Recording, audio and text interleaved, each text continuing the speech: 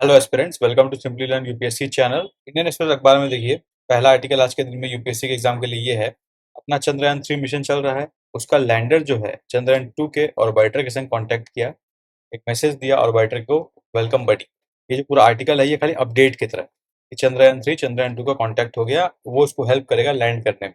बस में रिवाइज करने के नाम पे क्या रिवाइज कर सकते हो कि चंद्रयान 2 जो है उस मिशन का ऑब्जेक्टिव क्या था, उसमें क्या क्या इक्विपमेंट जैसे ऑर्बिटर था, रोवर था, इसरो एज एन ऑर्गेनाइजेशन क्या करती है, उसके क्या ऑब्जेक्टिव्स है, ये हल्का देख सकते हो। इस आर्टिकल से कोई रेलिवेंट एग्जाम के लिए पूछने लायक मैटर नहीं बनता। सेकंड आर्टिकल ये है कि इंडिया चाइना टाइज दोबारा न्यूज में है। क्यों? क्योंकि प्राइम मिनिस्टर और प्रेसिडेंट जो है, प्राइम मिनिस्टर इंडिया के और प्रेसिडेंट चाइना के, ऐसा संभावना दिख रहा है कि लोग ब्रिक्स समिट के दौरान मिलेंगे। ठीक है, पर अभी तक ऐसा कोई ऑफिशियल डिक्लेरेशन नहीं हुआ है। अगर होता है तो ये इंपॉर्टेंट अपडेट होगा, क्योंकि मई 2020 के बाद ये लोग पहली बार मुलाकात करेंगे। और इंडिया चाइना का जो बॉर्डर स्टैंड ऑफ का जो अभी तक कैरी फॉरवर्ड चल रहा है मामला, वो एक डिफिकल्ट सिचुएशन है। अगर उसको रिजॉल्व नहीं करते तो इंडिया और चाइना दोनों को डिफिकल्टी आने वाले समय में। इसलिए ये अपडेट जब आएगा तो उसको हम लोग पढ़ेंगे, इसका इम्प्लीकेशन समझेंगे। पर एग्जाम रेलिवेंट इसमें और कोई मैटर नहीं है। अब मणिपुर में जो इशू हुआ उसमें रिलीफ प्रोवाइड करने के लिए सुप्रीम कोर्ट ने एक पैनल बैठाया, एक्स जजेस का, हाई कोर्ट के जजेस का पैनल बैठाया। उन्होंने कुछ रिकमेंडेशन दिए और 3 रिपोर्ट दिए। पहला रिकमेंडेशन उनका ये था कि री इशू आईडीज करो, जो लोग प्रभावित हुए हैं इससे, उनका आईडीज री इशू किया जाए ताकि उनको बेनिफिट्स और एक्सेस बराबर मिल सके। उनके कंपनसेशन को अपग्रेड किया जाए और डोमेन एक्सपर्ट्स को अपॉइंट किया जाए इस सारे काम को फैसिलिटेट करने के लिए। ये उनका रिकमेंडेशन है। अब एग्जाम के लिए कभी नहीं पूछेगा डायरेक्टली, बट यस, अगर आपसे पूछा जाए कि ऐसा वायलेंस होता है, एथनिकल वायलेंस, तो उसके लिए गवर्नमेंट क्या स्टेप्स ले सकती है, तो उसमें एक स्टेप आप लिख सकते हो, ये वाला जो इन्होंने किया। अब देखिए, रिसेंटली आपको पता होगा ऑनियन का एक्सपोर्ट ड्यूटी बढ़ा के 40% कर दिया गया था, ताकि इंडिया से ऑनियन एक्सपोर्ट ना हो, जो है इंडियन डिमांड इंडियन मार्केट में यूज हो जाए। बट अभी रिसेंटली एक्सेस रेन होने के कारण ऑनियन का प्राइसेस जो है वो घट गया। इसके कारण फार्मर्स को हिट हुआ। आप समझिए, सीधा सा बात है। आप समझ लिए मार्केट में कोई चीज़ का प्राइस पी है, अब फार्मर्स उसको P1 में बेचना चाह रहे हैं। अगर पी ही ज़्यादा नहीं है तो P1 कैसे बढ़ सकता है? तो सिंस पी घट गया है क्योंकि एक्सपोर्ट हो नहीं रहा, तो इंडियन मार्केट में तो प्राइस इतना हाई होगा नहीं। तो P1 प्राइस पे लोगों को देना पड़ रहा है, जो कि कम है, काफ़ी कम हो गया, जिसके कारण डायरेक्ट फार्मर्स अफेक्टेड हो रहा है। ये आइडिया। तो ये एक नेगेटिव एक्सटर्नलिटीज़ है, एक एक्सटर्नल चैलेंज हो गया। रेन होना तो गवर्नमेंट के हाथ में नहीं था। इस कारण से ये जो अफेक्टेड हुआ है because of this policy change, वो इंडियन फार्मर्स को भी अफेक्ट कर रहा है। अब एक अपडेट ये है कि 9 राज्यसभा मेंबर ने ओथ लिया। तो राज्यसभा मेंबर इलेक्ट कैसे होते हैं, उनका ओथ कौन से शेड्यूल में गिवन है, ये सब बेसिक प्रीलिम्स के शेड्यूल में बन सकते हैं। फिर गवर्नमेंट ने पॉलिटिक्स पेज में एक आर्टिकल है जिसमें एक रिकमेंडेशन है। जो इंडिया के लोकसभा स्पीकर है ओम बिरला, उन्होंने रिकमेंडेशन दिया। एक मीटिंग हुआ था, Commonwealth parliamentary association India region का मीटिंग हुआ था, जिसमें इंडिया के जो भी असेंबलीज हैं उनके स्पीकर इकट्ठा हुए थे और बात किए थे कि कैसे असेंबली का परफॉर्मेंस को बेटर कर सकते हैं हम लोग, पार्लियामेंट को कैसे बेटर फंक्शन कर सकते हैं, उस आइडिया पे डिस्कशन हुआ था। तो उस पे ओम बिरला ने रिकमेंडेशन दिया एक प्लेटफॉर्म के बारे में, one nation one legislative platform. इसका 50% ज़्यादा काम हो चुका है, यहाँ पे मेंशन्ड है। बट आइडिया ये ऐसा प्लेटफॉर्म बनाना चाहते हैं जिसमें दोनों हाउसेज और सारे स्टेट असेंबलीज और काउंसिल्स का जो भी इंफॉर्मेशन होगा, प्रोसीडिंग्स होगा, एक प्लेटफॉर्म पे प्रोवाइड किया जाएगा। इसका टारगेट है 2023 तक ये काम कर लेने का।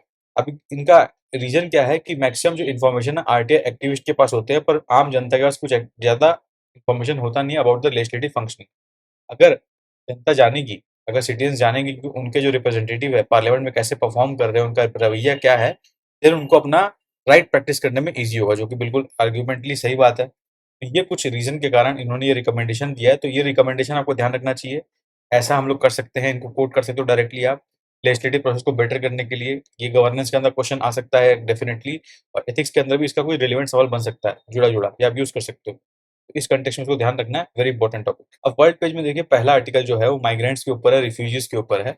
अब इथियोपिया एक ऐसा कंट्री, आपको पता है, हॉर्न ऑफ अफ्रीका के पास लोकेटेड है। तो यहाँ पे पॉवर्टी, ड्रॉट और पॉलिटिकल डिप्रेशन के कारण क्या लोग काफी माइग्रेट करते हैं। ये जो लोग हैं माइग्रेट कर रहे हैं, ये माइग्रेट करके क्या करते हैं, जिबूती के पास आते हैं, फिर अरब सी को पास करते हैं, जो स्मगलर्स उनको हेल्प करते हैं क्रॉस करने में, और यमन जाके बच जाते हैं। और यमन खुद भी कितना प्रताड़ित देश है, तो इनमें कई लोग जो है यमन से फिर सऊदी अरब आ जाते हैं। इसके कारण से क्या है, डेटा पता चला है कि सऊदी अरब के अंदर लगभग 7.5 लाख इथियोपियंस लोग रहते हैं। इसमें 4.5 लाख लोग जो है वो विदाउट ऑथराइजेशन एंट्री किए।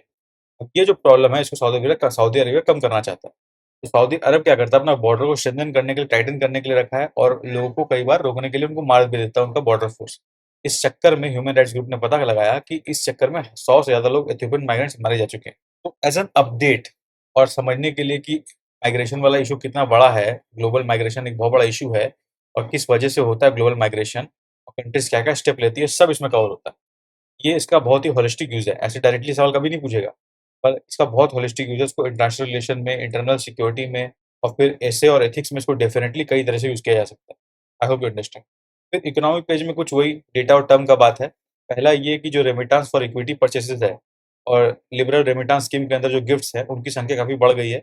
$3.89 बिलियन जून महीने में मिला, जो कि बहुत बड़ा डेटा है। आरबीआई नज़ कर रहा है कुछ बैंक्स को कि यूएई ट्रेड को सेटलमेंट करे रूपी दिरहम में, यानी दिरहम की जगह रूपी में ट्रेड करे। तो इंडिया रूपी को इंटरनेशनलाइज़ करने के एफर्ट में लगा हुआ है, तो रूपी अगर स्ट्रेंथन होता है तो इंडिया को बेनिफिट होगा।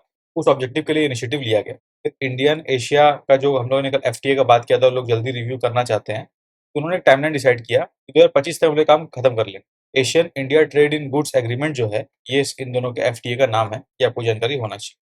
अब रेसिप्रोकल टैक्स के बारे में डोनाल्ड ट्रंप ने बोला कि अगर हम वोट टू पावर हो गए तो इंडिया के अगेंस्ट जो रेसिप्रोकल पावर है उसको हम लगा देंगे, माने इंडिया जितना टैक्स हमें लगाता है हम इंडिया को उतना टैक्स लगाएंगे। तो ये जो चीज़ होता है इसको रेसिप्रोकल टैक्स बोलते हैं। इसके बारे में आपको अवेयरनेस होना चाहिए, एक टर्म है, प्रीलिम्स में इसके बारे में स्टेटमेंट बन सकता है। तो दिस वाज इट। आज एक्सप्लेन पेज में कोई काम का न्यूज़ था नहीं, तो आज कोई पेज हम लोग टेलीग्राम ग्रुप में शेयर करेंगे नहीं। बट आपको कोई डाउट हो तो कमेंट बॉक्स में बताइए, हम लोग तो जरूर डिस्कस करेंगे। तब तक के लिए best wishes for the examination. If you like this initiative तो चैनल को लाइक करें, सब्सक्राइब करें। तब तक के लिए best wishes for the examination.